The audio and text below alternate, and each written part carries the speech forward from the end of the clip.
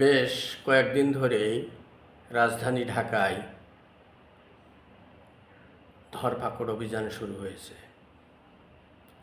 বাসায় বাসায় তল্লাশি চালানো হচ্ছে, সন্দেহভাজন ব্যক্তি দেখলেই জিজ্ঞাসাবাদ করা হচ্ছে এবং কখনো কখনো তাদেরকে আটক করা হচ্ছে। বিভিন্ন মামলায় থানায় তাদেরকে নিয়ে বিভিন্ন মামলায় আটকে দেওয়া হচ্ছে।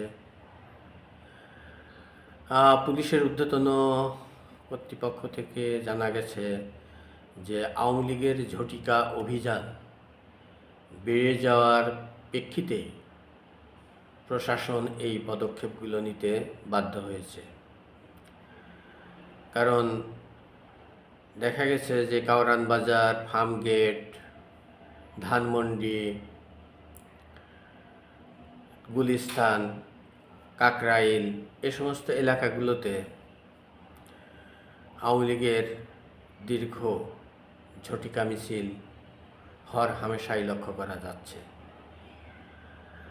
আর এই সমস্ত মিছিল হওয়ার কারণে সরকার কিছুটা হলেও আতঙ্কগ্রস্ত এবং সেই আতঙ্কগ্রস্ততা থেকেই, সেই উপলব্ধি থেকেই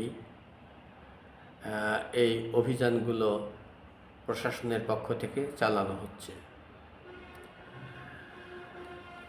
গত 24 ঘন্টায় আওয়ামী লীগের 2 এমপি সহ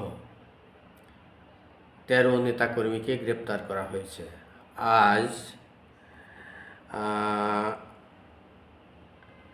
মিডিয়া অ্যান্ড পাবলিকেশন রিলেশনস বিভাগের উপকমিশনার মোহাম্মদ তালেবুর রহমান গণমাধ্যমকে এই তথ্যটি নিশ্চিত করেন। তিনি জানান যে সংরক্ষিত আসনের এমপি তামান্না নুসরাত বুবলী এবং ব্রাহ্মণবাড়িয়া 5 আসনের এমপি ফয়জুর রহমান বাদলকে গ্রেপ্তার করা হয়েছে।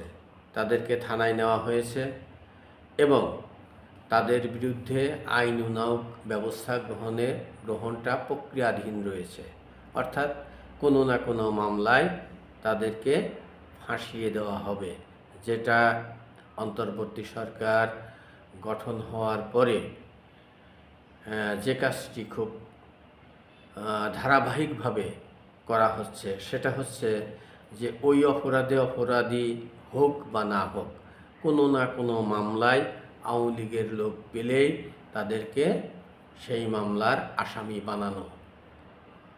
তো এই যে সংস্কৃতিটা অন্তর্বর্তী সরকার চালু করেছে, ভবিষ্যতে রাজনৈতিক সরকার এলেও তো এই একই সংস্কৃতি যদি তারাও প্রয়োগ করে, তাহলে এই দেশের বাক স্বাধীনতা, মানবতা, মানবাধিকার এই জিনিসগুলো তো রুদ্ধ হয়ে যাবে। একটা মানুষ যদি অপরাধ করে তাহলে সুনির্দিষ্ট তথ্য প্রমাণ তদন্তের ভিত্তিতে তাকে গ্রেপ্তার করা যেতে পারে। কেউ আওয়ামী লীগ করলে বা কেউ আওয়ামী লীগের এমপি হলেই তাকে গ্রেপ্তার করতে হবে, তাকে কোনো না কোনো মামলায় আসামি বানাতে হবে, তাকে হাজতবাস করাতে হবে। এই যে সংস্কৃতিটা, এটা জাতির জন্য খুব হতাশাজনক, আতঙ্কজনক। কারণ এই সংস্কৃতিটা একটা জাতির মত প্রকাশের স্বাধীনতাকে রুদ্ধ করে, মুক্ত চিন্তাকে রুদ্ধ করে। কারণ রাজনৈতিক অধিকার সবারই আছে, এটা মানুষের ফান্ডামেন্টাল রাইটনেস। একটা মানুষ আওয়ামী লীগ করে বা করেছে বলেই যে সে খারাপ, অন্য দল করেছে বলে সে ভালো, বিষয়টি এরকম বিবেচনায় না নেওয়াই উত্তম। আমার মনে হয় যে আইন প্রয়োগকারী সংস্থার এ ব্যাপারে আরও সতর্ক হওয়া উচিত। কারণ আইনকে প্রয়োগ করা উচিত, অপপ্রয়োগ রোধ করা উচিত এবং সেই দায়িত্বটি প্রশাসনেরই। তবে যদি সরকারের ঊর্ধ্বতন কর্তৃপক্ষের নির্দেশ থাকে সেক্ষেত্রে ভিন্ন, সেই ক্ষেত্রে প্রশাসন অসহায় হয়ে যান।